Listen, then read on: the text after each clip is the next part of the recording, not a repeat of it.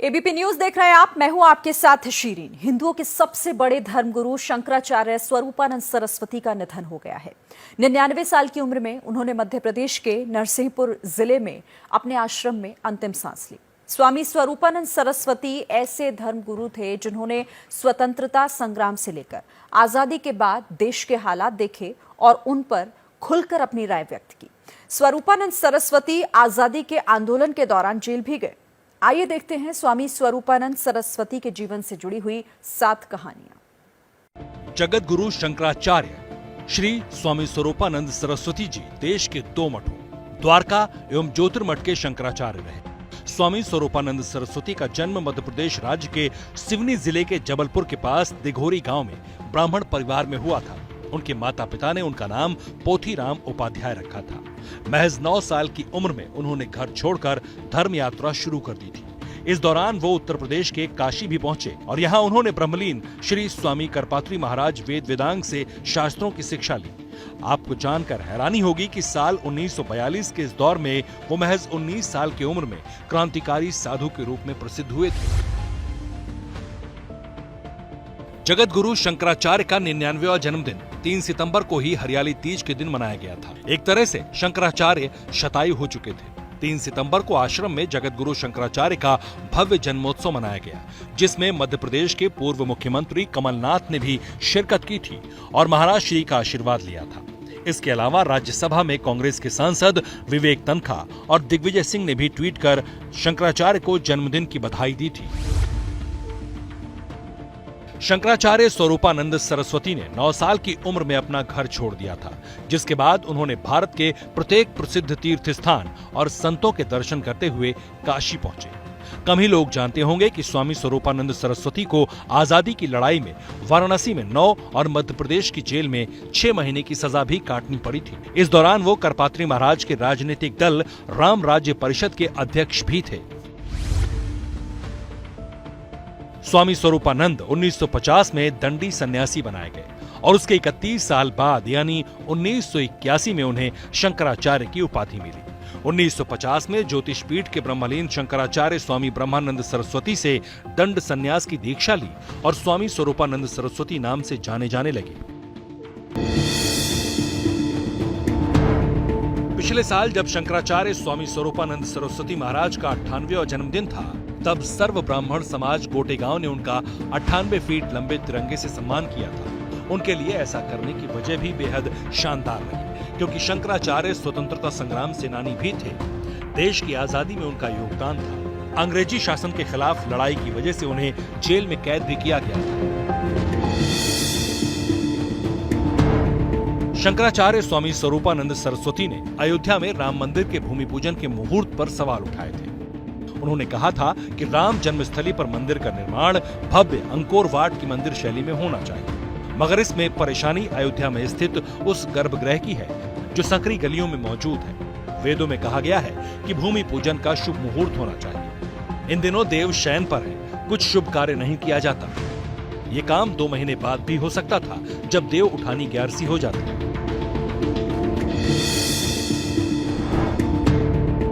99 साल के बुजुर्ग होते हुए भी शंकराचार्य राजनीतिक तौर पर बेहद सजग थे। शंकराचार्य स्वरूपानंद सरस्वती हर रोज तेज रोशनी में सहयोगियों की मदद से 2 घंटे अखबार पढ़ते थे। राजनीतिक वजहों से शंकराचार्य कई बार विवादों में भी घिरे। शंकराचार्य होते हुए भी उन्हें राम मंदिर विरोधी तो कभी कांग्रेस समर्थक शंकराचार्य कहा गया। हालांकि शंकराचार्य का तर्क ये रहा कि अगर उन्हें धर्म के इतने परम पद पर बिठाया गया है, तो सही और गलत का भेद करने में उनसे कोताही की उम्मीद भी करना गलत है।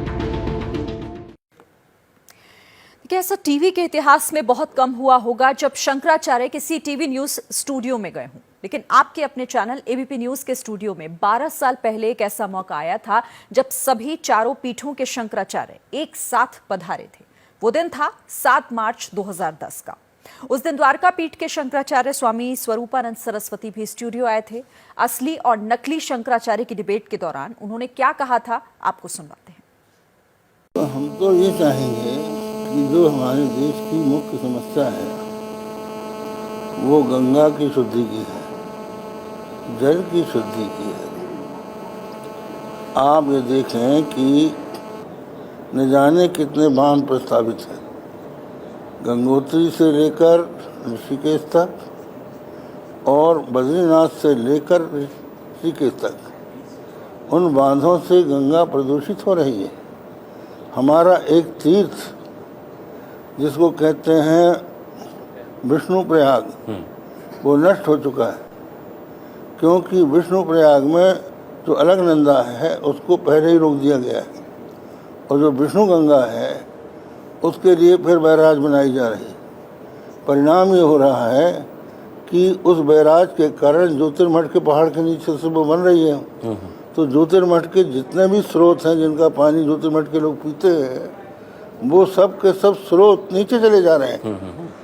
और ये हो सकता है कि पानी के साथ साथ जमीन भी खसक जाए और ज्योतिर्मठ ही समाप्त हो जाए, आदि शंकराचार्य की गुफा खत्म हो जाए। तो इन बातों पर विचार होना चाहिए। इसी तरह से अपराध जो बढ़ रहे हैं भारत में, उन अपराधों को दूर किया जाए जी। और नए नए संप्रदाय निकल रहे हैं, धर्मांतरण हो रहा है, लोग सनातन धर्म से अलग करके दूसरी जगह जा रहे हैं, और इसी तरह से बहुत से लोग निरंकुश होकर साधु के वेश में ऐसा काम कर रहे हैं जी, कि जिससे कि लोगों के मन में साधुओं के प्रति अश्रद्धा जागृत हो रही है। तो उनके संबंध में हम लोग कोई नियंत्रण कर सकें जी, ये सब हमारा सब विचार होना चाहिए। तो वो नहीं हो रहा है। और सबसे बड़ी बात यह है कि जो भगवान आदि शंकराचार्य ने जी एक सिद्धांत स्थापित किया था, एक मिशन था उनका, जिसके लिए उन्होंने ये 4 मठ बनाए थे, तो वो मिशन पूरा होना चाहिए। बिल्कुल। तो उस मिशन के 3 अंग हैं, आपको बताएं हम। एक तो ये है कि उन्होंने ये बताया कि क्या करना चाहिए और क्या नहीं करना चाहिए, और तीसरा मिशन उनका ये है कि सत्य क्या है, परमार्थ क्या है। उस परमार्थ को जानना चाहिए, क्योंकि उसको जानने से ही प्राणी को मुक्ति मिल सकती है जी। तो वो तब समझाया जा सकता है जबकि वहाँ पर शांति हो, संत महात्माओं के प्रति श्रद्धालु लोग जाएं और अच्छे काम करें, अच्छी प्रेरणा वहाँ से लेकर आएँ।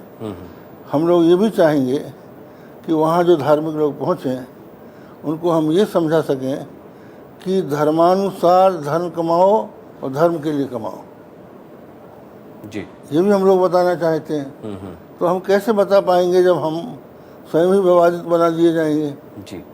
इसलिए हम लोगों को ये ऐसा लग रहा है कि एक अच्छा अवसर है, जबकि 12 साल के बाद हम लोग हरिद्वार में एकत्र हो रहे हैं, उस अवसर का समाज लाभ उठाए जी। और हमें इस बात से प्रसन्नता है कि उसमें आप लोगों ने हमारा योगदान किया है और हमारी बात आप देश विदेश में पहुंचा रहे हैं। हम ये चाहेंगे कि आगे भी आप हम लोगों का सहयोग करें। सबसे मुख्य बात ये है कि हम लोग भिन्न भिन्न संप्रदायों में विभक्त हैं, तो जो भी व्यक्ति साधु बनता है वो किसी संप्रदाय में दीक्षा लेता है, और उस संप्रदाय के कुछ नियम होते हैं जी। उन नियमों का वो जब पालन करता है तो वो संप्रदाय का माना जाता है, और यदि उन नियमों के विरुद्ध आचरण करता है तो वे संप्रदाय स्वयं ही उसका बहिष्कार कर देते हैं। और जहाँ तक जनता का प्रश्न है, जनता वस्तुतः कुछ तो नहीं समझ पा रही है, लेकिन फिर भी बहुत से लोग ऐसे हैं जो कि परंपरा से ये जानते हैं कि साधु कैसे होते हैं। तो जो महात्मा होते हैं, सबसे मुख्य बात तो ये है कि जिसने घर का त्याग कर दिया वो साधु होता है, और जो ब्रह्मचर्य से रहता है वो साधु होता है जी। तो इन सब नियमों का यदि कोई पालन नहीं कर रहा है तो स्वाभाविक रूप से लोगों की उनसे अश्रद्धा हो जाती है जी। तो इसमें बहुत बड़ी जटिल बात नहीं है, और हमारे लिए तो नियामक शास्त्र है। शास्त्र उसको कहते हैं जो निवर्तक प्रवर्तक वाक्य हैं। जो हमारे वेदों और स्मृतियों में प्रवर्तक निवर्तक वाक्य हैं, उन्हीं का नाम शास्त्र है, प्रवर्तक वाक्य उसको कहते हैं कि ये करना चाहिए, और निवर्तक वाक्य उसको कहते हैं कि ये नहीं करना चाहिए। तो इसका हम लोग प्रचार करते हैं जी। और केवल 4 शंकराचार्य नहीं, जितने भी संप्रदाय हैं वे सब इसका प्रचार करते हैं। केवल अगर हम में कोई भेद है तो इस बात का भेद है कि कुछ विष्णु भगवान को मानते हैं, कुछ शंकर जी को मानते हैं, कुछ कृष्ण को मानते हैं, कुछ देवी को मानते हैं। भिन्न भिन्न उपासनाओं के कारण उनके अलग अलग संप्रदाय बने हुए हैं, लेकिन सबका शास्त्र एक ही है और वो है वेद। और आचार के लिए उस वेद के अनुकूल स्मृतियाँ हैं और साथ ही साथ पुराण है, रामायण है, महाभारत है और श्रीमद् भागवत जैसे पुराण हैं जी। इन सब के द्वारा हमें धर्म का ज्ञान होता है। आजकल गड़बड़ी ये है कि बहुत से बड़े बड़े आयोजन तो होते हैं, लेकिन आचार संबंधी शिक्षा कम लोग दे पा रहे हैं जी। और बहुत कुछ हमें कहना नहीं चाहिए। ऐसी बातों का प्रचार आपके जो इलेक्ट्रॉनिक मीडिया है उसके द्वारा भी होता है। हमसे एक व्यक्ति ने पूछा था कि दिल्ली में बहुत से अपराध हो रहे हैं तो इसका उपाय क्या है, तो उनका बहुत से अपराध तो आप ही बता रहे हैं, लेकिन अगर आप उसकी निवृत्ति चाहते हैं तो हमारा अनुरोध ये है कि जो 18 प्रकार के नरक हैं, मरने के बाद किन किन पापों के कारण कौन कौन सा नरक होता है वो भी आप अपने टेलीविज़न में दिखाने लग जाएं तो बहुत से पाप कम हो जाएंगे। क्या मजबूरी है मेरी बताइए? मैं अभी आपको बताती हूँ कि मैंने ओए होए होए होए नमकीन के चटकारे लेते हुए टकटकी मार के डिबेट शो को पॉज रिपीट कर करके देख रहे हैं जोगिंदर जी। इनकी तरह आप भी देखें अपनी फेवरेट डिबेट्स को रिपीट कर और डाउनलोड कीजिए एबीपी लाइव ऐप अपने स्मार्ट टीवी पर।